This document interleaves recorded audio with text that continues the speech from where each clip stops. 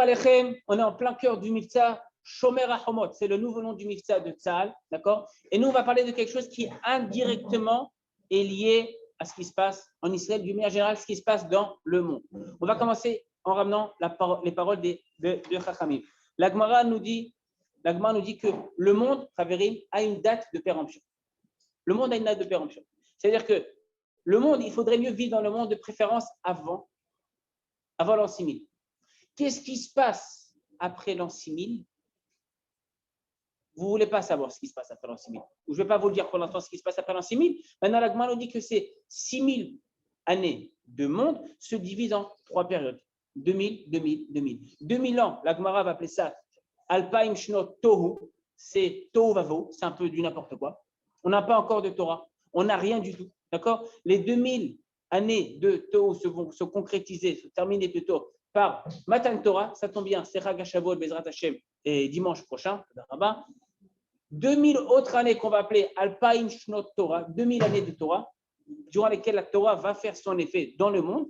Et 2000 années, la Gemara appelle ça Alpaim Shnot Mashiach. Ça veut dire que si je fais un calcul plus ou moins logique, à partir de quand le Mashiach aurait pu venir potentiellement, c'est vous les gars, Technion, c'est pas moi.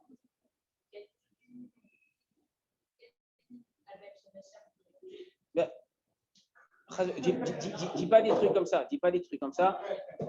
À partir de l'an 4001, n'est-ce pas? 4001, le cinquième millénaire, là on est en 7781, n'est-ce pas?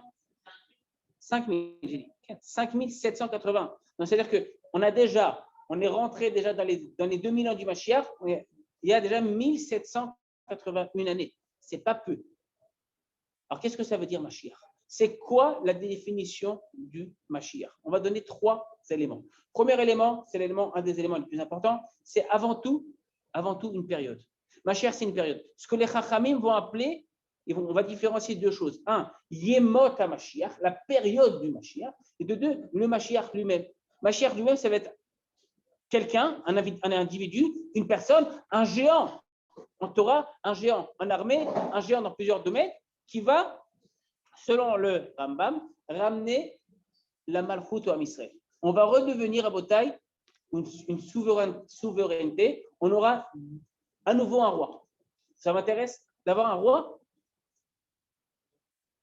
C'est mieux que les 5e prirotes. Ça, c'est la première partie. Maintenant, Yemot HaMashiach, c'est quoi le Yemot HaMashiach? Yemot HaMashiach, c'est une période qui va commencer avant le Mashiach. À partir de quand elle commence cette période? Sans faire le sionisme de service. D'accord? La période du Mashiach commence à partir du moment où la terre d'Israël redonne ses fruits. C'est pas moi, c'est la Gemara dans ma Masechet Sanhedrin Daf Tzadichet. Et à partir du moment où une partie du Ham Israël revient en Israël. D'un point de vue démographique, on est 49% des Juifs en Israël, dans le monde. Peut-être 50% d'ici l'année prochaine. Donc, on a quasiment la majorité des Juifs ici aujourd'hui. D'après quasiment tous les avis. Quand je dis quasiment tous les avis, c'est toute tendance religieuse confondue. Ne me dis pas ça c'est les sionistes, ça c'est les litaïm, ça c'est les charedim, ça c'est les chassidim. D'après quasiment tous les avis, à partir du moment où le Ham Israël revient en Israël, d'accord, et fonde un gouvernement, ça a une signification de Yemot HaMashiach. Yemot HaMashiach, ce n'est pas encore le Mashiach même. Yemot HaMashiach. Maintenant, qu'est-ce qui va se passer à l'époque du Mashiach? Qu'est-ce que va faire le Mashiach? Est-ce que le monde va changer quand il y aura le Mashiach? On va ça tout de suite. Premièrement, le Mashiach a 3 choses. Il doit faire 3 choses. Il a 3, dans sa checklist, il a 3 choses à faire. Petit A, je ne dis pas les choses selon leur ordre parce qu'a priori, l'ordre n'est pas forcément l'ordre exact. Première chose que le Mashiach doit faire, c'est rassembler tous les exilés du Ham Israël. Il reste encore des Juifs éparpillés dans le monde. Ok? D'accord? Une seconde, on attend que tous les Juifs du monde. Il y a que non. Il y aura toujours une partie des Juifs en Chutz La'aretz. Que la grosse majorité du Ham Israël revienne sur sa terre, c'est déjà un des rôles du Melech HaMashiach. Deuxième rôle du Melech HaMashiach, à Botaï, c'est exactement ce qui se passe aujourd'hui. Et c'est là où tout fume, construire le Beth Amikdash. Parce que pour ceux à qui ça va paraître bizarre, on a aujourd'hui une mitzvah de construire le Beth Amikdash. Quand je dis on, ce n'est pas vous, moi, c'est le Ham Israël entier. Il faut plusieurs conditions pour pouvoir construire le Beth Amikdash, mais on aspire à avoir un stade où on construira le Beth Amikdash. Il y a des gens aujourd'hui, Rabotai, même des gens qui sont dans la Torah, qui sont dans les mitzvot, qui disent pourquoi on a besoin de faire du Beth Amikdash? Qu'est-ce qui va nous faire en plus le Beth Amikdash? C'est un endroit où on va faire du Alaïch, Kol Azman Alaïch. Il y a déjà assez de feu en ce moment sur le Harabaï. Beth Amikdash, c'est un point géographique avec une longitude et une latitude où le ciel et la terre sont connectés.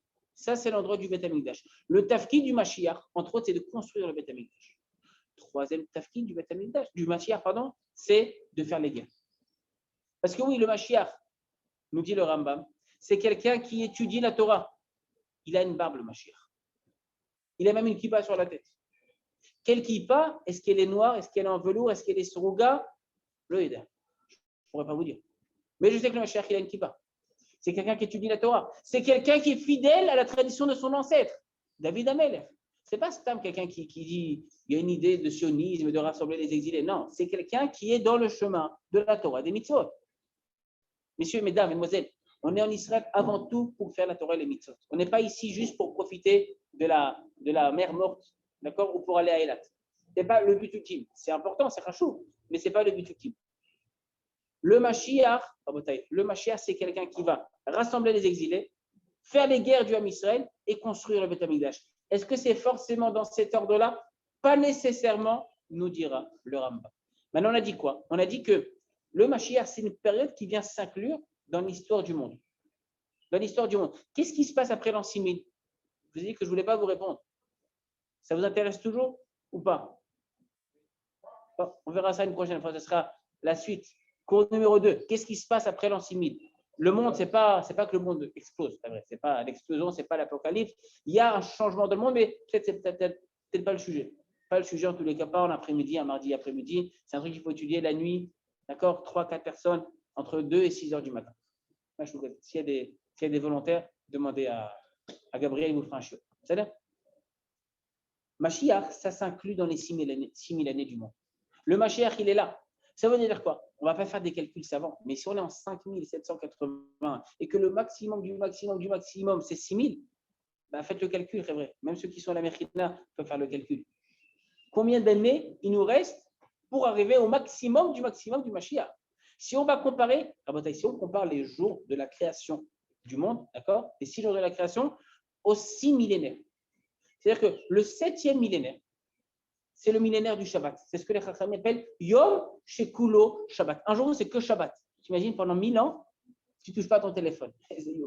Apple va faire faillite. C'est-à-dire, c'est Yom Shekulo Shabbat. Il faut comprendre ce qui se passe après le 6e millénaire. Je vous dis que je ne vous en parlais pas. Mais supposons qu'on compare chaque jour de la création, d'accord, à un millénaire. On nous dit qu'un jour d'Akadosh Baruch Hu, c'est une image, il faut essayer de comprendre cette image, est équivalent à 1000 années. Un jour pour nous, un jour c'est rapport. Un jour c'est 1000 ans. C'est-à-dire que si je suis ma logique, aujourd'hui, on est quel jour de la création? On est le 6e jour, le jour de la création de l'homme. Quand est-ce que l'homme a été créé? Yom Shishi. Quelle heure exactement? C'est précis, hein? C'est 3-4 heures. 3h33. C'est ça. L'homme a été créé dans l'après-midi. Ah là, dans l'après-midi, à Nizoré. Qu'est-ce qui s'est passé l'après-midi? L'homme a été créé, quelques heures après, à peine, il a fauté. La Gemara nous donne tout le Seder Yom, tout le loose de Adam Arishon. Comment? L'homme et la femme. L'homme et la femme. L'homme, avec un grand H, c'est l'homme plus la femme. Tu n'es pas un homme si tu n'as pas de femme. Voilà, j'ai trouvé le Dvar Torah pour le mariage. Tu n'es pas un homme si tu n'as pas de femme. Voilà, c'est bon. C'est pas de bon. L'homme, Adam et Chava. Comment ils étaient créés, Adam et Chava? On ne va pas rentrer dans le secret de la création. Est-ce qu'ils étaient dos à dos? Est-ce qu'ils étaient... On ne va pas rentrer dans les secrets de la création. Ce n'est pas pour nous. Ça, c'est le même shiur à 3h du matin. Maintenant, qu'est-ce qui se passe, Raverine, le vendredi? Dans les foyers du Ham Israël, qu'est-ce qui se passe chez vous? Ah, bah, tu m'étonnes. Tu m'étonnes. Le monde est en ébullition. La famille brûle. D'accord? Moi, c'est le premier conseil que je donne aux futurs mariés. D'accord? Le vendredi après-midi, il y a des futurs mariés ici, à part ceux que je connais?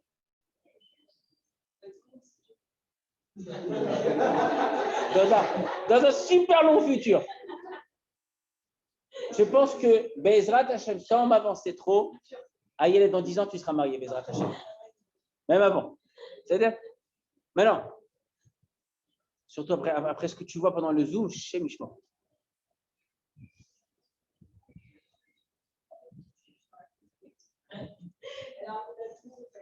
Il faut bien être au courant. Maintenant, Yom Shishi, Rabotai, la tension est palpable dans l'air. Elle est palpable dans l'air, d'accord? C'est-à-dire que tu as mal remué la dafina que ta femme a préparée, ou tu ne l'as pas mise sur la plata à temps, tu t'es pris un regard, c'est fini, t'es mort, ajoute, t'es mort. C'est-à-dire, t'es mort. Rabotai, il y a des tensions. Ce qui se passe aujourd'hui en Israël, ce qui se passe aujourd'hui en Israël, ce sont les tensions du Mashiach, ce qu'on appelle en hébreu, Chevle Mashiach. On va comparer, c'est pas moi qui le compare, c'est le Navi qui est Yeshayahu, qui compare le retour du Ham Israël en Eretz Israël, l'avenue du Mashiach à un accouchement. Un accouchement. D'ici 10 ans, tout le monde aura accouché, Bezrat Hashem, au moment du premier. Qu'est-ce qui se passe, Rabotai? Qu'est-ce qui se passe dans l'accouchement? Je ne saurais pas vous dire. Je sais en théorie ce qui se passe dans l'accouchement. C'est dur, ça fait mal. Et dans cet accouchement, l'accouchement du Ham Israël, il n'y a pas d'épidural, je m'excuse. D'épidural, péridurale. Épidural, c'est en hébreu. Il n'y a pas de péridurale. D'accord? C'est là ce qu'on appelle l'édat tivit. Tu accouches, tac, et ça fait mal. Ça fait mal. Mais une femme qui va à l'hôpital, d'accord? Tu la transportes dans l'ambulance, tu sais qu'il y a un bébé, tu sais que Baruch Hashem, tu entends les battements de cœur, c'est la première chose qu'on fait. On est Khabrim, les moniteurs, on entend qu'il y a des battements de cœur, tout va bien, Baruch Hashem. Là, la Lida commence à se développer, la femme va accoucher. Akadosh Baruch Hu nous dit, il y avait le Navi Yeshayahu. Hier, c'était Yom Yerushalayim. Aujourd'hui, d'ailleurs, c'est Yom Chevron. Je le précise parce que c'est un jour qui me tient à cœur, le Kaftet Besivan, c'est Be'iyar, le 29 Iyar, dans la fabuleuse guerre des 6 jours, le 28 Iyar, on a récupéré Yerushalayim, le 29 Iyar, on a récupéré la ville de Hebron, messieurs, mesdemoiselles. La ville de Hebron. Moi, j'ai le mérite d'habiter à Hebron, une ville magique. Hebron, Mishon Chibou, c'est nous rend tous Mechoubarim. C'est Hebron.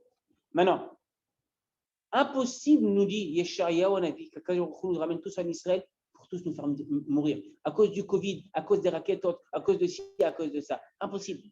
Impossible parce que le Ham Israël est plus fort que ça. Ça fait partie de ce qu'on appelle Chevle Mashiach. Les douleurs, les douleurs de l'accouchement, les douleurs de l'enfantement. Le Mashiach vient s'accompagner de douleurs. Alors vous allez me dire, on est obligé de souffrir pour avoir le Mashiach? Réponse non. Réponse non. Moi, j'ai une femme qui accouche, ça fait mal. Elle est malade. Elle est malade. Un enfantement, d'accord, un accouchement après 2000 ans d'exil, ça fait mal. Le Mashiach vient s'inscrire exactement dans cette période à la fin des 6000 ans. Quand est-ce qu'il viendra exactement? C'est pas ça la question. Il peut venir aujourd'hui, il peut venir demain matin, il peut venir après-demain. Mais le Mashiach, tout instant, il peut venir potentiellement. Qui plus est, à chaque fois qu'il y a des guerres, le Mashiach, ça active, ça catalyse le processus de Biat HaMashiach. Pourquoi je vous ai dit tout ça? Parce qu'on se trouve dans le 6e jour de la création. La tension est palpable. Il y a des avis dans la Gemara des Amoraïm, des Tzadikim, des grands Tzadikim qui ont dit de l'époque qu'on vit qu'ils ne voudraient pas faire partie de cette époque. Ils ne voudraient pas faire partie de cette époque. C'est une époque qui est trop dure. C'est une époque qui est dure. Un des élèves du Rav Kook disait toujours qu'il faut avoir des nerfs en acier pour tenir ici en Israël et pas devenir fou. Je vous dis franchement, il faut avoir des nerfs en acier et une émouna en béton. Si tu n'as pas d'émouna en béton, après tu écoutes la Khadashot, j'ai peur, j'ai ci, j'ai ça. C'est vrai. On essaie de regarder le bien. Tout ça, ça nous avance à un développement. Akadosh Baruch Hu ne fait pas mal les choses. Il ne fait pas les choses pour tuer l'homme Israël. Pas une fois qu'il nous a montré tout ça. Pas une fois qu'on a eu tous les prodiges de Mechemet Shechet Yamim, de Mechemet Yom Kippourim. On est là pour assister à quelque chose de gros. La question qui se pose, c'est qu'est-ce qui va se passer à l'époque du Mashiach? 2 hypothèses, 2 propositions. Et en réalité, on va voir qu'il y a une marloquette entre 2 grands Tanaïm, entre Rabbi Yehuda et Rabbi Shimon. Premier avis, l'avis de Rabbi Yehuda.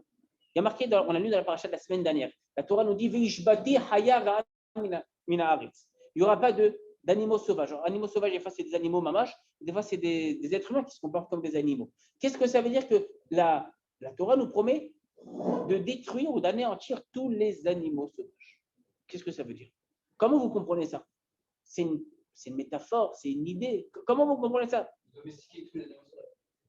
Il y a une prophétie dans le livre de Yeshayahu. On nous dit qu'un enfant, le loup et l'agneau cohabiteront, un enfant jouera avec un serpent. C'est magnifique. Tu enverras tes enfants, les envoyer au PSG, tu les enverras jouer avec les pitons. Sympathique. Le loup et l'agneau cohabiteront. C'est normal. Est-ce que ça apprend au sens simple, littéral, ou est-ce qu'il y a une idée?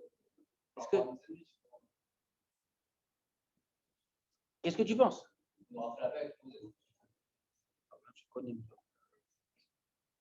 Deux avis. Comme quasiment toute chose dans la Torah, il y a une marloquette. Même sur ça, il y a une marloquette. Incroyable. Sur quoi il n'y a pas de marloquette? Premier avis, l'avis de Rabbi Yehuda nous dit Ma'avira mina olam. Il n'y aura pas de bêtes sauvages. Plus de bêtes sauvages. Donc, si vous voulez acheter des lions, c'est maintenant. Parce que le prix va fortement augmenter après. D'accord? Aujourd'hui, ça se fait, des petits tigres et tout ça, c'est maintenant. Nous dit Rabbi Yehuda, il n'y aura pas de bêtes sauvages. C'est l'avis de Rabbi Yehuda. Rabbi Shimon, il nous dit Mashbitam shelo yazou. C'est-à-dire qu'on va annuler le tempérament sauvage des bêtes. C'est vrai qu'avant la faute d'Adam Arishon, il y avait des bêtes sauvages. Avant qu'Adam Arishon faute, il y avait des bêtes sauvages sur terre ou pas? Qu'est-ce que tu en penses? Minastam, d'accord?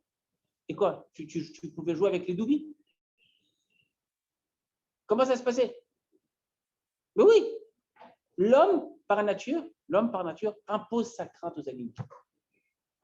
Moi, je dis ça pour les gens il y a des gens ici qui ont peur des chiens, des chats, des jokim. Sanglier. J'ai jamais vu de sanglier ici à Haïfa. Encore moins à Ternion. Des sangliers, pardi. Selon la Torah, un sanglier est censé te voir, il trace. Bon, dans les faits, c'est toi qui traces. Mais c'est ça l'histoire. Il y a marqué, quand Adam Rishon a été créé, les animaux auront peur de vous. Maman, ils auront peur de vous. Aujourd'hui, ce n'est pas tout à fait le cas. À l'époque du Mashiach, nous dit Rabbi Shimon Bar Yochai, c'est exactement ce qui va se passer. Maintenant, sur ça, on a plusieurs avis pour comment comprendre ce que nous dit, et ça va justement avoir un impact. Est-ce qu'à l'époque du Mashiach, le monde va changer, la nature va changer ou pas? Je vous pose une question toute simple. Est-ce qu'à l'époque du Mashiach, le monde continuera à être normal, comme aujourd'hui, ou pas? Parce que si ça se trouve, je dis bien, si ça se trouve, à l'époque du Mashiach, plus besoin de travailler. Pas la peine de rentrer au Technion, pas la peine de psycho, pas la peine de mifranim, pas la peine de rien du tout. Là, vous êtes en train de bosser pour rien, si ça se trouve. Non, je n'ai pas dit ça, j'ai dit si ça se trouve. Bon, toi, tu es vers la fin, fini. Est-ce qu'à l'époque du Mashiach, on devra travailler encore? Est-ce qu'on recevra la manne, Mina Shamaï? Comment vous pensez que ça va se passer? Rabotai, nous disent les Chachamim. Un des avis qui ramène de la Gemara, c'est l'avis de Shmuel. Shmuel nous dit En ben haolam hazeh limot hamashiach. Et là, la seule différence entre le monde tel qu'on connaît aujourd'hui et l'époque du Mashiach, c'est quoi? Et là, comment? Non, jamais très tamété. Et là, shi'abud malchuyot bilvad. On n'est plus soumis aux nations. C'est ça la différence. Soumis aux nations. Qui dirige le gouvernement? Enfin, il n'y a pas de gouvernement. Qui dirigera le gouvernement? Je ne sais pas, on ne va pas rentrer en politique. Il y a un gouvernement, enfin, il y a une même Shala, il y a une Médina, il y a quelqu'un qui peut régner en Israël, a priori. Dans l'absolu, oui, s'il n'y en a pas d'autres priori. Shi'abud malchuyot, c'est quand toi, tu es soumis aux nations. Alors, oui, encore une fois, il y a du Lachas, il y a les Américains, et il y a l'Union européenne, et il y a ci, il y a ça. Il y a qu'on n'est pas totalement sans aucune hachpa. Mais oui, Shi'abud malchuyot, c'est on décide de ce qu'on veut. Si on doit attaquer demain matin Gaza, on fait rentrer tout l'artillerie à Gaza. On envoie les tanks, on envoie l'artillerie lourde, on envoie les démineurs, on envoie les parachutistes, on envoie l'armée de l'air, on envoie même l'armée maritime, tac. On ne va pas dire oui, mais est-ce que vous êtes d'accord ou vous n'êtes pas d'accord? Si on peut se défendre, c'est-à-dire qu'on n'est plus soumis aux nations. Shmuel, il nous dit comme ça, il nous dit une seconde. La seule différence entre le Olam tel qu'on connaît avant en Galoute Et Yemot HaMashiach, c'est qu'on est chez nous tranquillement. C'est trop beau. Ça, c'est mamache. On est vraiment avec les drapeaux d'Eretz Israël. C'est fait pour le shiur. On va souligner politiquement. Si les Américains demain décident de couper les vivres. Après, il y a toujours des relations diplomatiques et on reçoit de l'aide. Mais dans l'absolu, c'est qu'on ne dépend que de nous. Maintenant, ça voudrait dire quoi? Ça veut dire que l'époque du Mashiach, c'est quoi? A priori, il n'y a pas de changement. Si vous vous attendiez à des changements drastiques à l'époque du Mashiach, a priori, il n'y a pas de différence. Rabbi Yehuda, il nous dit quoi? Rabbi Yehuda, il nous dit Ma'aviran mina olam. Enlève les mauvais, les Baalei Chaim. Qu'est-ce que ça veut dire? Pareil, quand on dit Vedgar, Ze'ev im keves, que la brebis et la brebis et le loup vont cohabiter ensemble. C'est une métaphore ou pas? Trois avis parmi les Chachamim. Premier avis, l'avis du Ramban qui nous dit c'est quoi? On nous dit que c'est mamash tel que ça doit se passer. Les animaux vont changer de comportement. Donc oui, il y aura des nissim à l'époque du Mashiach. Teva Baalei Chaim ishtane. D'accord? Et ça veut dire quoi? Que les animaux sauvages ne seront plus sauvages. Ça, c'est le premier avis, l'avis du Ramban. L'avis du Rambam, Maïmonide, nous dit non, c'est une métaphore, c'est une image. C'est qui la brebis? C'est l'homme Israël. C'est qui les 70 loups? C'est les nations du monde. On ne sera pas dominé, on ne sera pas mangé, on ne sera pas dévoré par les nations du monde. Voilà ce que nous dit le Rambam. Troisième avis, c'est l'avis le plus sioniste, c'est l'avis qui est ramené à Botaï par le Radak et par d'autres commentateurs. En Israël, on n'est pas soumis aux lois de la nature. En Israël, tu peux croiser un sanglier, ben oui, et il a peur de toi. Tu voudrais essayer? On va faire un TP à la fin du show, on en a plein ici à disposition. On amène des sangliers qui va fuir et qui va rester. Ça voudrait dire quoi? Que, a priori, Yemot HaMashiach, alors on va selon le Masloul, tout est bizarre, tout est miraculeux, ou on va selon le Masloul d'autres Chachamim qui nous disent non, le monde continue. Le Rambam, c'est un des rares, voire même un des seuls, qui explique plusieurs choses qui sont ramenées dans la Gemara de manière, on va dire, miraculeuse. Le Rambam très, très, très cartésien. Il dit non, il n'y a pas de miracle.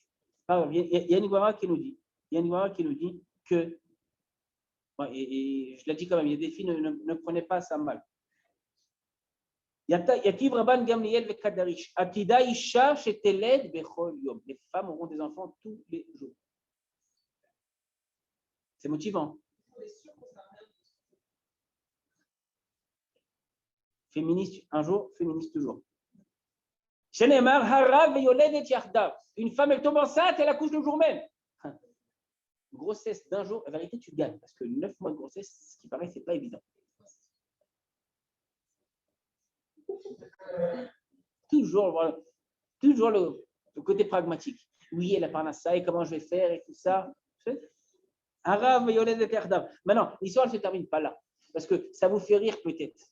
Mais la Gemara nous dit dans Shabbat, il y a des élèves de Rabban, et Rabban Gamliel, il s'est mis à ricaner.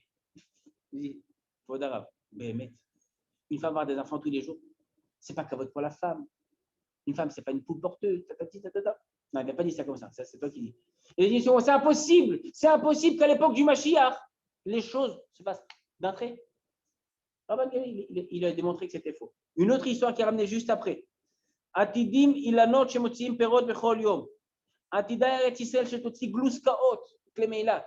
La terre d'Israël à l'époque du Mashiach, on dit des Chachamim, qu'est-ce qui va se passer? Elle va sortir directement gluskaot.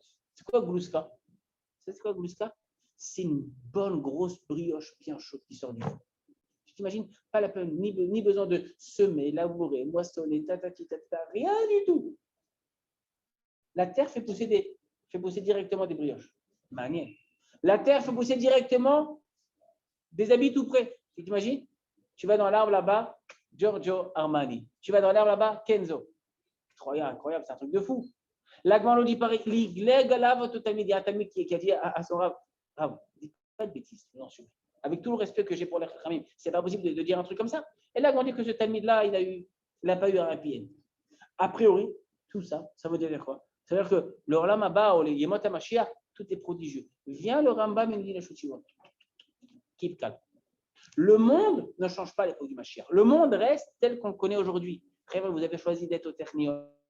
Vous avez choisi de faire des études super longues. Là, peut-être que vous avez eu raison, parce que même à l'époque du Mashiach, il faudra encore travailler. Même à l'époque du Mashiach, il y aura des gens riches, vous, et des gens moins riches. Moi, ça. Même à l'époque du Mashiach à Botaï, il y aura des difficultés financières, il y aura des mahamadotes, il y aura des rangs sociaux. Et malasot, le monde ne va pas changer. Voilà ce qui nous dit le Rambam. Ah, alors comment j'interprète le texte qui me dit que le loup et la brebis vont cohabiter? Dit le Rambam, tout ça, c'est une métaphore. Machal, c'est quoi la métaphore de quoi? Qu'on vivra, Béchalo. Tu crois, toi? Perso, tu crois, toi? Si rien ne va changer, pourquoi entendre le Mashiach? C'est que j'ai déjà fait une fois ce chiot et j'ai déjà eu cette chaîne-là. À quoi ça sert d'attendre le Mashiach? Alors, je vais commencer par la fin. Le Rambam nous dit, quelqu'un, je ne parle pas pour toi, Chaz Veshalom, d'accord? Quelqu'un qui dit, Mashiach, franchement, ça ne m'emballe pas plus que ça. Si de toutes les façons, il y aura encore des galères, honnêtement, pas top. Quelqu'un qui pense que, ou alors quelqu'un qui pense que, vraiment, il dit deux choses. Quelqu'un qui pense que le Mashiach ne va pas venir, ou quelqu'un qui pense que Mashiach va venir, mais je ne l'attends pas forcément. C'est ça. L'oboer que le Mashiach vienne aujourd'hui. Ma vie, elle est très, très bien. Ma vie, elle est très, très bien. Des fois, ça m'arrive de faire des conférences, des shiurim de Torah en route, ça reste. Et tu as des juifs qui te disent, voilà, moi, je suis très bien là où je suis. J'ai mon confort, j'ai ma parnassa, j'ai mon petit shiur de Torah, j'ai mon truc. Le Mashiach ne va pas changer ma vie de manière transcendante. Alors, le Rambam, il vient nous dire, quelqu'un qui n'attend pas le Mashiach ou qui n'y croit pas, il a un problème de émouna.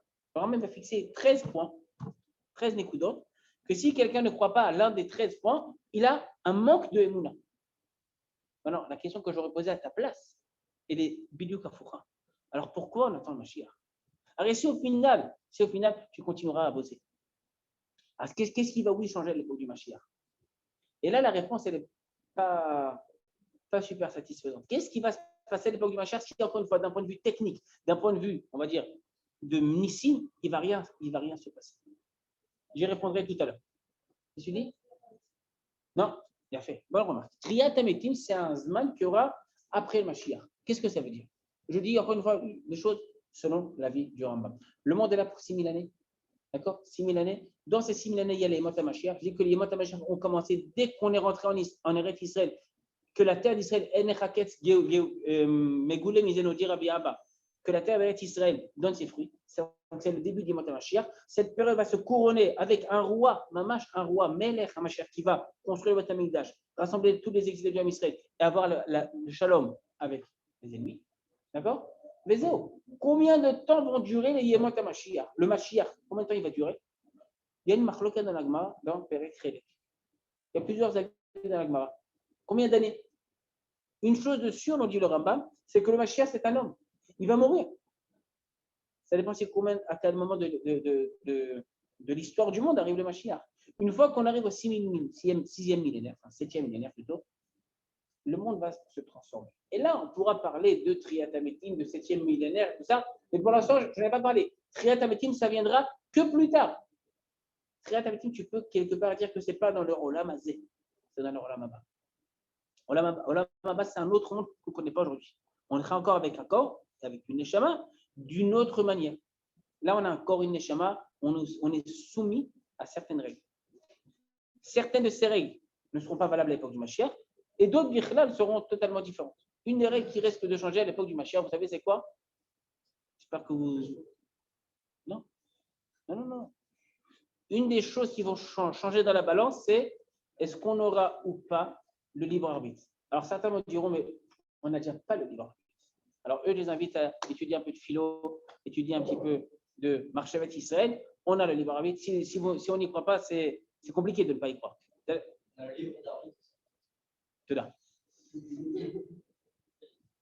À l'époque du Mashiach, la prira chofshit, le libre arbitre, il va être beaucoup plus simple. Qu'est-ce que ça veut dire? Ça veut dire que aujourd'hui, la prira chofshit, c'est quoi? C'est est-ce que je fais la avera? Est-ce que je ne la fais pas? Parce qu'on a un Yetzirah. Est-ce que je fais la avera? Ou est-ce que je ne la fais pas? J'hésite. À l'époque du Mashiach, le Yetzirah va prendre un bon coup dans la tête. Il va être neutralisé. Ça ne veut pas dire qu'il n'y aura pas du Yetzirah, mais ce sera le Yetzirah comme avant la faute d'Adam Rishon. Avant la faute d'Adam Rishon, quelque part, nous dit les Chachamim, nous dit le Ramban, l'homme instinctivement faisait le bien. Il a fallu que le Yetzirah, qu'on va voir sous forme de serpent, apparaisse de manière extérieure à l'homme. Après la faute, le serpent fait partie built-in de nous. Le Yetzirah, il est en nous aujourd'hui. On a un Yetzer Tov comme on a un Yetzirah. Aujourd'hui matin, d'accord, j'hésite. Je vais faire la tefila, je ne vais pas faire la tefila. Je mange kasher, je ne mange pas kasher. Je fais Shabbat, je ne fais pas Shabbat. Des questions légitimes, on a tous des fois ces dilemmes. Chacun à son niveau spirituel. D'accord? À l'époque du Mashiach, la prière Chouchit va être beaucoup plus serrée. La question, ce n'est pas est-ce que je fais la tefila ou pas. D'accord? C'est est-ce que je vais au minyan de 6h du matin ou est-ce que je vais au minyan de 7h du matin? La question, ce n'est pas est-ce que je fais Shabbat ou pas. C'est ce que je fais sortir Shabbat normalement ou est-ce que j'attends l'heure de cette Shabbat selon Rabbeinu Tam. Voilà la prière Chouchit qu'on aura à l'époque du Mashiach. Beaucoup plus émettre. Le Rambam, il vient nous dit à l'époque du Mashiach, il n'y aura aucun changement. Le monde continuera d'être tel qu'il est aujourd'hui. Alors vous allez me dire, c'est la question que tu as posée. Alors pourquoi on attend Mashiach? Si c'est comme ça, pourquoi on attend Mashiach? C'est vrai? Il faudra bosser? Okay. Il y aura des problèmes de Shlom Bayit? Il y aura des gens malades? Probablement. Qu'est-ce qu'on gagne à avoir le Mashiach? Je pose la question exprès de manière provocante. Qu'est-ce qu'on gagne à avoir Melech HaMashiach? Le Rambam lui-même répond à la question. Il nous dit comme ça, il nous dit, le Rambam à la fin de Ilchot Tshuva. Moi, je vais vous donner deux réponses. La première, c'est celle du Ramban, et je vais rajouter un petit élément. Le Rambam nous dit que les Chachamim n'ont pas attendu, n'ont pas désiré les Yemot HaMashiach, pas pour tous les bienfaits qu'il y aura, parce qu'on nous dit encore une fois, s'il n'y a pas de bête sauvage, que ce soit une image ou pas, s'il n'y a pas de Yetzirah, si la Parnassa, a priori, elle sera beaucoup plus facile. Je n'ai pas dit qu'il ne faudra pas travailler, il faudra travailler, mais ce sera beaucoup plus facile. Alors déjà on a une facilité, très terrible. Je pense que vous êtes d'accord avec moi. Et ceux qui viennent de France, encore plus. On aime les choses faciles. C'est vrai. Si je vous dis, voilà, vous avez le Torah en 2 semaines, ou sinon vous le faites en 10 ans. C'est pas bon, je le fais en 2 semaines. C'est pas bon. On aime le monde aujourd'hui, on est passé à tout ce qui est aujourd'hui, tout ce qui est accessible, tout ce qui est facile. On aime la facilité. À l'époque du Mashiach, tout sera plus facile. Ok, donc j'aurai moins de problèmes de Parnassa. C'est-à-dire que j'aurai moins de problèmes à finir les fins de mois.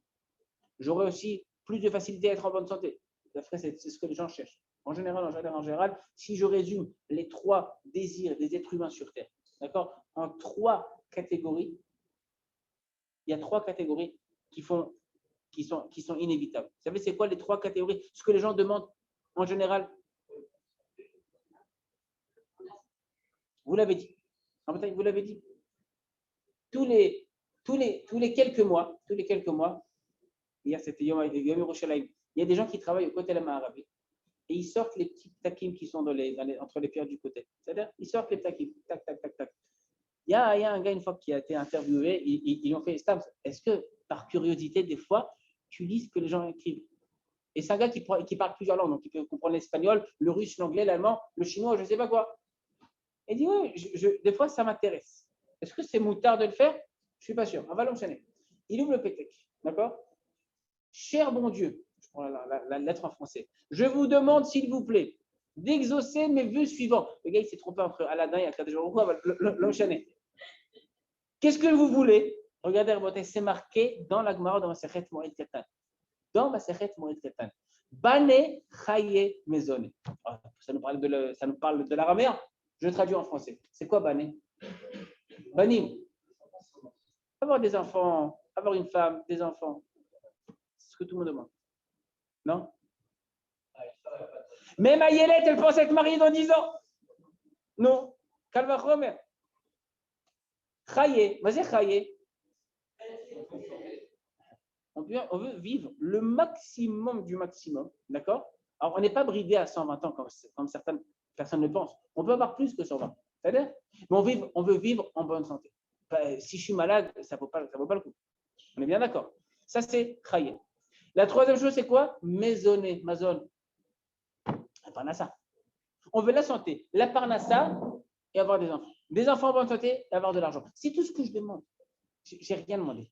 Je veux juste avoir une petite villa à Césarée avec une petite piscine et un mini cours de golf et un terrain.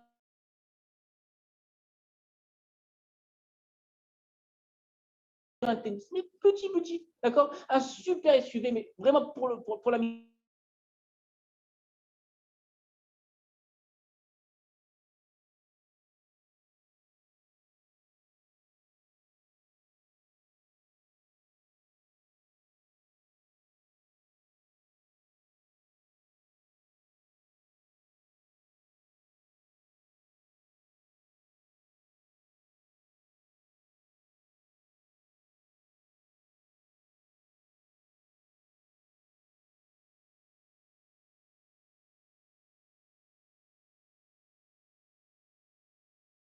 La santé, la parnassa et une famille normale. Zéro. À l'époque du machin, c'est ce qui se passera. Les gens auront moins de problèmes de parnassa, moins de problèmes de santé. Ce sera plus facile de trouver le zimout parce que je vois que les gens galèrent. Bon, ils galèrent pas mal pour le zimout. Voilà ce qui se passe à l'époque du Mashiach. Ok, super. On a l'époque du Mashiach, on a les fruits d'Eretz Israël, on a Malchut Israël, tout ce que vous voulez. On a même le Beth Amikdash. Qu'est-ce qu'on gagne à avoir tout ça? Je veux que quelqu'un me donne une réponse, s'il vous plaît. S'il vous plaît. Non, mais tu parles en arabe, c'est bon que c'est la réponse qu'il faut donner. Mais c'est ce que tu attends du Mashiach? Non, Bémet. J'entends pas, excuse-moi. En fait, c'est joli ce que tu dis. Comment tu t'appelles? Non, mais encore non, mais changer, c'est trop. Et je reprends ce que tu dis parce que j'ai bien aimé la connotation un peu poétique. À l'époque du Mashiach, tout sera évident, tout sera clair. Vous savez, c'est quoi la plus grande bracha? La plus grande bracha qu'on puisse avoir, parce que je vais quand même dire un mot, c'est pas tout à fait joli, mais je vais quand même dire un mot. On a eu la semaine dernière la paracha de Bechukotai. Bechukotai, il y a deux parties dans la paracha. Une partie avec des brachot et une partie avec l'inverse des brachot. Et quand je dis l'inverse des brachot, vous comprenez très bien de quoi il s'agit. Si tu lis les brachot, c'est assez court, il y a quelques psukim. Si tu lis Chas v'Shalom et Klalot, c'est long. Certains commentateurs posent la question, le Maral de Prague répond à cette question, il dit une seconde. Tu me donnes un tout petit peu de brachot. Si tu fais les mitzvot, tu auras 1, 2, 3, 4. C'est tout. Si tu ne fais pas les mitzvot, tu vas te prendre une tréha dans ta tête. 3 pages de Klalot. On les lit vite et à voix basse. Pourquoi tant de Klalot? Brachot, tu me donnes un mini lot de brachot et Klalot, tu me donnes une grande tréha. Le Maral de Prague dit une seconde.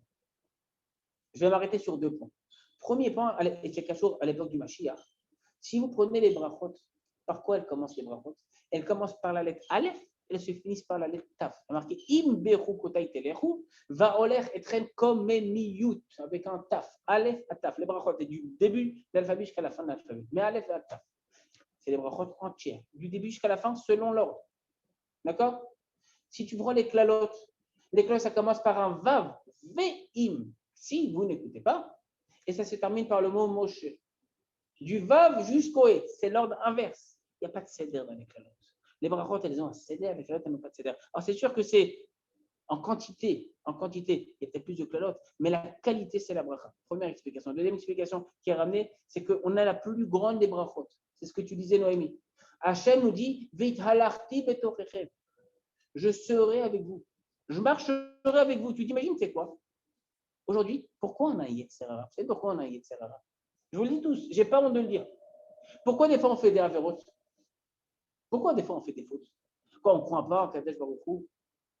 Pourquoi ça nous arrive de faire des fois des avérotes? Vous savez pourquoi? Ah, dites Yetzerara, d'accord, Yetzerara. Pourquoi on a Yetzerara? Et pourquoi à l'époque du Mashiach on aura moins de Yetzerara?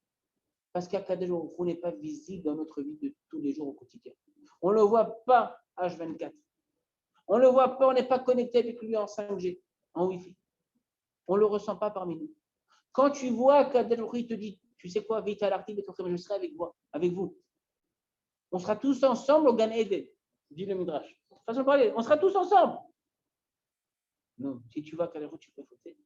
L'avdil. Je rentre dans une pièce, je compte faire une avéra. Je vois mon Rav débarquer dans la pièce. je vais faire la Avera. Barour que non. Pourquoi? Je vois un Tanit Racham, j'ai un peu de pudeur, j'ai un peu j'ai de la honte qui est normale. Je vois qu'à je peux fauter. Je t'écoute.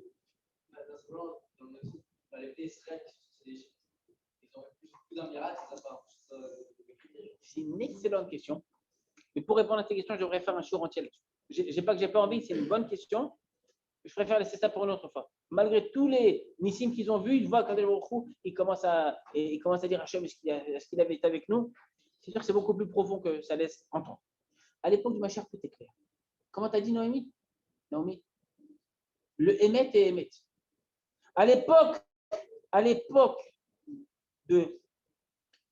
justement, il y a une période que les Chachamim appellent ça l'époque pré-messianique. En hébreu, ça donne Be'ik Vot HaMashiach ou Be'ik Veta de Meshicha en araméen. L'époque, c'est le talon du Mashiach. On entend le Mashiach venir, mais il n'est pas encore là. Une des clalotes de la génération, c'est quoi? C'est qu'on nous dit qu'à l'époque pré-messianique, la Emet t'es Ne'ederet. Que le Emet, il est Ne'ederet, avec un Aïe. C'est quoi Ne'ederet? Disparu, absent. Il n'y a pas de Emet. La Gemara nous dit c'est quoi Ne'ederet, mais la chose Aïder. Il y a des enclos. Il n'y a pas de Emet unique. On est pluraliste aujourd'hui. Si tu as ton Emet, j'ai mon Emet. Ça ne sert à rien de me convaincre, c'est un dialogue de sourds. Chacun a son Emet aujourd'hui. Tu ne peux plus parler à quelqu'un. Tu vois un gars faire des trucs super chelous, encore en plein chiot de Zoom, tu en parles à un pote, chacun fait ce qu'il veut, il faut être ouvert, il faut être truc. Tu vas jamais des trucs comme ça en Zoom en cours d'anglais. C'est-à-dire, c'est un truc de fou. Il faut être ouvert. Il n'y a pas de Emet. Un Emet et un Eder. Le Emet, il est absent. Il n'y a pas de Emet. C'est pas très sympa. Vous savez que même dans la Torah, tu as ton rave, moi j'ai mon rave, chacun a son rave. Ma chère, il n'y a pas de un. On est tous ensemble. Ça, c'est la grande chidouche du Mashiach. Le Ramam, il vient nous dire L'onit avoir chachamim, vanevi limot chachamim. Les prophètes n'ont pas tant désiré les jours du Mashiach. Vous savez pourquoi? Lo shishletu al kol ha'amim, velo shirdu ba'omot. On n'attend pas l'époque du Mashiach pour être on est les plus forts, on est les meilleurs.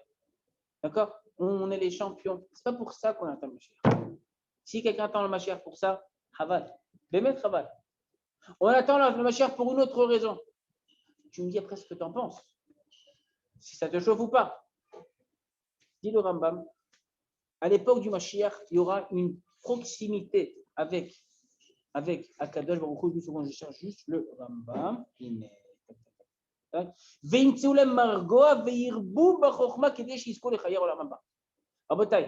Alors là, jusqu'à présent, tout ce que j'ai dit, c'était à À l'époque du Mashiach, tout est visible, tout est clair.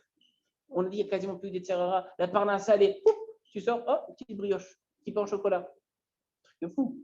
Que ce soit un machal ou que ce soit la vérité, l'homme est chané. Il y a beaucoup plus de facilité, même s'il y aura encore certaines complications. Tout ça pourquoi, Khabiri? Vous savez pourquoi? Je veux dire une chose, et je pense que si je ne le dis pas au Technion, je peux le dire nulle part ailleurs. Que tout ce chef qu'on veut avoir, on veut faire un Toarichon, on veut être embauché dans une bonne boîte, et tout ça, c'est chachou. Je ne suis pas du tout Mezazel. Je dis ça sans un soupçon d'ironie. C'est chachou, mais il faut comprendre une chose. Tout ça, c'est un moyen. Ce n'est pas un but. Le moyen, c'est le moyen d'arriver à quelque chose de plus élevé. Quelqu'un qui fait de son job à Intel, à Elbit, le but ultime de sa life, il passe à côté de quelque chose. Il passe à côté de quelque chose. Quelqu'un qui fait de ses études, le ICA, c'est les études. Ce n'est pas les études, c'est quelque chose d'important, même très important. Vous savez quoi? En termes de mitzvah, c'est même une mitzvah. Sauf que ça vient servir quelque chose d'encore plus grand. C'est quoi quelque chose de plus grand? C'est d'être avec la Kadosh Baruch Hu. Peu importe ce que vous faites. Tu es ingénieur, tu es technicien, tu es au gradé à l'armée, tu es agriculteur, tu es politicien. Non, mais ce que vous faites, vous mettez à Kadosh Baruch Hu avec vous n'importe où, dans n'importe quelle situation. À l'époque du Mashiach, ce sera beaucoup plus facile de voir Kadosh Baruch Hu. Ce sera beaucoup plus facile de se connecter avec lui. Ce sera beaucoup plus facile de faire les mitzvot. Ce sera beaucoup plus facile d'étudier la Torah. Il y a un avantage qu'on a maintenant et qu'on n'aura peut-être pas à l'époque du Mashiach. C'est lié un petit peu à la fête de Shavuot.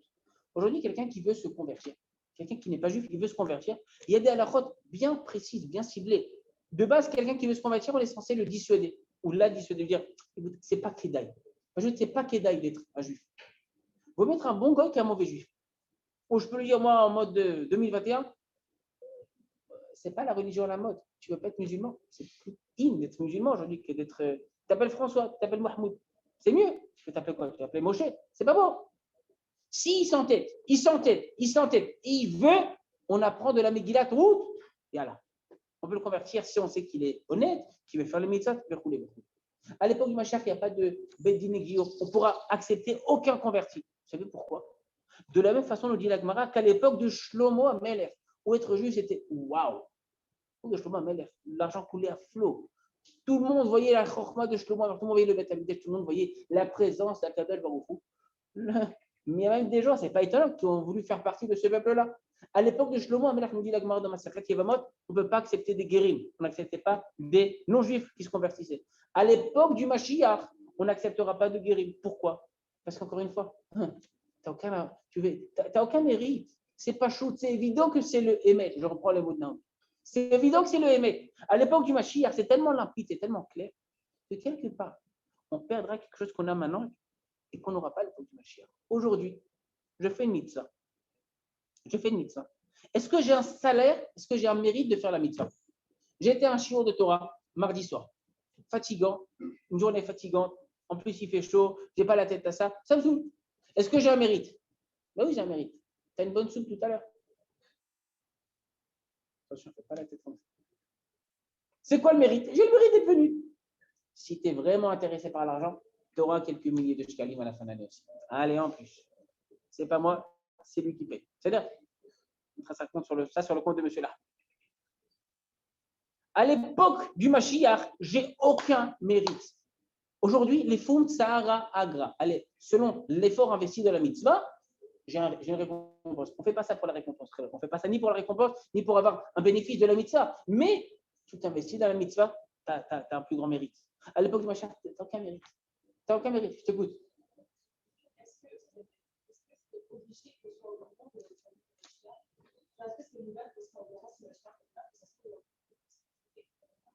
Il faut déjà rentrer dans la Goutza WhatsApp du Mashiach.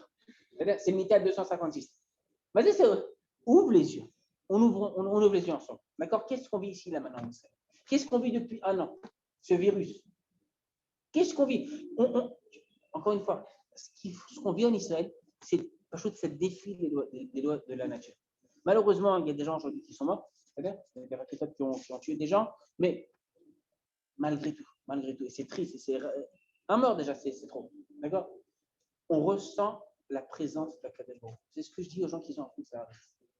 En Eretz Israël, on ressent la présence de la Kadesh Baruch.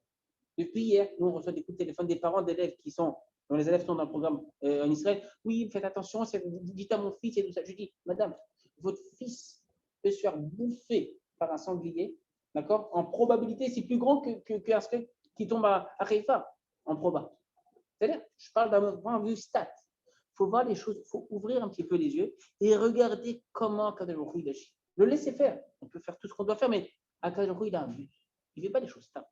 Kadosh Baruch Hu, il a promis de délivrer l'homme Israël. Il y a des signes qui ont été donnés par les Chachamim. Comme c'est que les signes qui ont été donnés par les Chachamim, ils sont durs. C'est une époque qui est dure. C'est comme si je te dis, voilà, j'ai dit tout à l'heure, on était le vendredi après-midi. Il y a des gens qui disent, moi, ça me saoule tellement le vendredi. Faire la spongia, repasser, préparer les salades, occuper des enfants, j'ai pas envie. J'ai pas envie. Mais tu sais qu'après vendredi, t'as Shabbat. Il y a des femmes qui n'ont pas voulu assister à Yom Kippur parce que c'est dur. La Emouna est remise en cause. Et on a peur. Et il faut se renforcer en Emouna, en Bitachon, en Mitzvot, en Tzniut, en Hirachem, en mille et une choses. Mais c'est une période qui vaut la peine d'être vécue. Et quelque part, dans notre subconscient national, si on est tous ici aujourd'hui, c'est qu'on a quelque part, je dis bien quelque part, choisi d'apparaître en tant que Neshama et corps à cette époque-là. 5781 ici arrive. Quelque part. Quels sont les signes? Il faut juste ouvrir les yeux. L'homme Israël revient en Israël. On réussit à défier des nations. Ce n'est pas un signe, ce n'est pas suffisant. Tu veux quoi? Tu veux une asmana? PDF, on t'envoie. Vous êtes. D'accord? Ce n'est pas une khatuna qu'on repousse 2-3 fois. Mashiach, ça vient tout de suite. Potentiellement, aujourd'hui, il vient Mashiach. Aujourd'hui, il vient Mashiach. Il y a des gens, des fois, puisqu'on parlait de Azmanot, il y a des gens, des fois, ils t'envoient une Azmana. Ah oui, ils t'envoient une Azmana. Il te dit la Choupa aura lieu Bezrat Hashem, au Beth Amikdash. Vous avez déjà vu des Choupot comme ça? Au Beth Amikdash. Si malheureusement le Beth Amikdash ne sera pas construit, alors on fera la Choupa à la super salle ici en bas à Haïfa. Ouais, c'est vraiment les gens qui font ça. À chaque fois, ça me fait rire parce que je pense que les gens ont pris le Beth Amikdash comme un Olam Smachot. D'accord? C'est pas Olam Smachot. Canérique, on ne peut pas dire Choupot au Beth Amikdash, Mechila. C'est-à-dire, il y a un minimum de Hirat Shamayim à avoir avec ce Makom. Mais ça montre que les gens attendent le Mashiach. On attend le Mashiach, c'est vrai. Le Mashiach, c'est une période, c'est un homme, mais avant tout, c'est des gens, une génération. Et à mon humble avis, ce qu'on vit aujourd'hui, c'est les signes les plus grands de la présence d'Akadosh Baruch Hu. Le Mashiach, il est là. Moi, je ne fais pas partie du tout des rabbinim et j'aime pas trop les rabbins qui disent il vient demain, il vient après-demain, il vient dans 3 jours, il vient dans 6 jours. Je n'ai pas de compteur, d'accord? Je n'ai pas de chrono avec le Mashiach. Il vient quand il vient, le Mashiach. On fera un autre show là-dessus, sur le Zman du Mashiach. Quand est-ce qu'il peut venir? C'est-à-dire, mais la Emouna, que le Mashiach il peut venir à n'importe quel instant, c'est une Emouna basique dans le Ham Israël. Quelqu'un qui n'y croit pas, Chaz Veshalom, Chaz Vechalila, il a un problème de Emouna. Je t'écoute. Mais on a eu d'autres périodes dans l'histoire où les Juifs sont implantés en Israël, comme à l'époque d'Esther, ou d'autres épidémies qui ont eu dans l'histoire. On voit cette épidémie. Il a fait un truc tout pas shoot. Et je te réponds encore. Cette fois-ci, oui, je te réponds parce que je ne vais pas te répondre à chaque fois, mais c'est un truc beaucoup plus long. La Gemara nous dit comme ça. À l'époque d'Esther, ils sont revenus en Israël. Après Esther, d'accord, à Tzarat Koresh, ils sont revenus en Israël à l'époque de Ezra. Combien sont revenus en Israël? Tu sais combien sont revenus? 1/5, 20%. Pas énorme. 80% des Juifs sont restés en Babylonie, sont restés en France. Il y a les allocs. On est bien, on connaît la langue, on connaît la mentalité, la culture, c'est bien. Oublie ça. Quand ils sont revenus avec Ezra, ils savaient très bien qu'ils n'allaient pas rester longtemps. Ils savaient très bien que même s'ils construiraient, et ils l'ont construit, un deuxième Beth Amikdash, il manquait 5 choses qu'il y avait au premier Beth Amikdash qui n'étaient pas présentes au deuxième Beth Amikdash. D'ailleurs, les Chachamim nous disent que ceux qui ont connu le premier Beth Amikdash, ils ont vu le deuxième Beth Amikdash, l'inauguration, le fil rouge. On a coupé le fil rouge du Beth Amikdash, ils sont mis à pleurer. Ils disent c'est un fake, c'est quoi ce Beth Amikdash? C'est parce qu'on a connu à l'époque du premier Beth Amikdash. Ils savaient très bien que ça allait détruire. Le premier, il était plus petit en taille et il a duré moins de temps. Mais il y avait la Shrina, il y avait Urim et Tumim, il y avait la Nevoie. Je ne vais pas dire un fake, mais dans le sens où il manquait des choses. Une des choses qui manquait, c'est qu'il n'y avait pas une partie du tout en Israël. Il savait très bien qu'il allait détruire. Il savait très bien qu'il y aurait même une autre galoute. Sauf que les Chachamim nous ont donné des preuves. Et là, j'ai un daf, Mekorot, avec plein de preuves que le troisième Beth Amikdash ne sera pas détruit. Ce qu'on appelle dans le langage des Chachamim, Biash Lishit. La troisième fois qu'on revient en Israël, En la Efsek, ça ne va pas s'interrompre. On est là, on est revenu. C'est impossible, je te dis bien impossible, qu'il y ait une autre galoute. Que vienne quelqu'un, Chaz Shalom, et qui nous éparpille aux 4 coins du pays, du monde. Impossible. Biash Lishit, c'est marqué dans le Zohar Kadosh. En la Efsek, on restera ici. On est revenu maintenant, on est revenu maintenant, c'est fini. La majorité du Ham Israël est là. On voit des choses qu'on n'a pas eu, même à l'époque d'Esther, ça se trouve, c'est plus grand. Les miracles qu'on vit aujourd'hui, je t'assure, c'est des miracles peut-être aussi grands que Yetziat Mitzrayim. C'est là. Quelqu'un avait une question?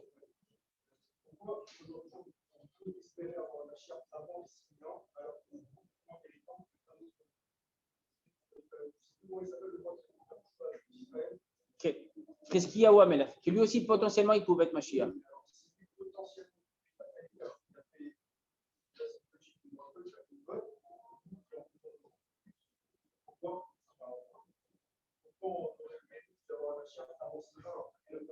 Pourquoi?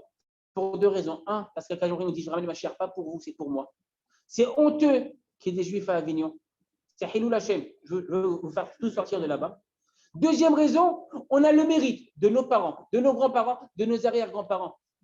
Nous, on a le mérite aujourd'hui du Gaon de Vilna, on a le mérite du Rambam, on a le mérite du Ramban, on a le mérite de Rabbi Shimon Bar Yochai, on a le mérite de Rabbi Akiva. Eux, ils n'avaient pas ce mérite. Ce n'est pas pour nous.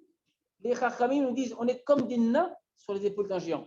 Alors, des fois, le géant, il fait 4 mètres. Il ne voit pas ce qui se passe à 4 mètres 02. Et le petit, il est mini, il fait 2 cm le type. Mais je vois parce que je suis au-delà des 4 mètres 02. Ce n'est pas une question de mérite. C'est ce que je te dis. La Gemara nous dit le Mashiach, il vient, comme on dit aujourd'hui en français, bien parler, quoi qu'il, qu'on soit méritant ou pas. La seule chose, c'est que si on est méritant, c'est pour venir plus rapidement. Si on est moins méritant, ça viendra. Il y a un deadline. À quel moment tu dis je ne fais pas ça pour toi, je fais ça pour moi, dit Hachem. Je vous écoute et on termine. Quel?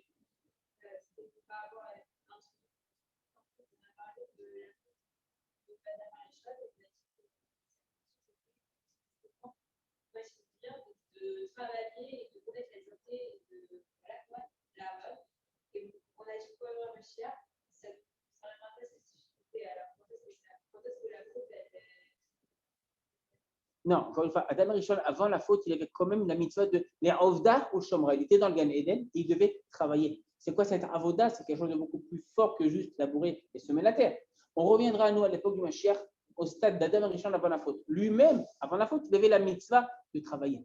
C'est elle ne va pas s'annuler. Mais encore une fois, travailler, c'est un moyen, ce n'est pas un but en soi. On aura beaucoup plus de facilité. Après la faute, il y a marqué Ketz Vedardar Tatsmi Achlar. D'accord? La Kotz Vedardar, pardon, Tatsmi Achlar. La Torah, quand tu sèmes quelque chose, tu auras des ronces, tu auras des épines. Donc, Machin, tu n'auras pas tout ça. Ce sera beaucoup plus facile. Mais il y a encore rien de travailler. Je t'écoute, dernière question, on termine une seconde. J'en finis, je termine l'enregistrement ici. Et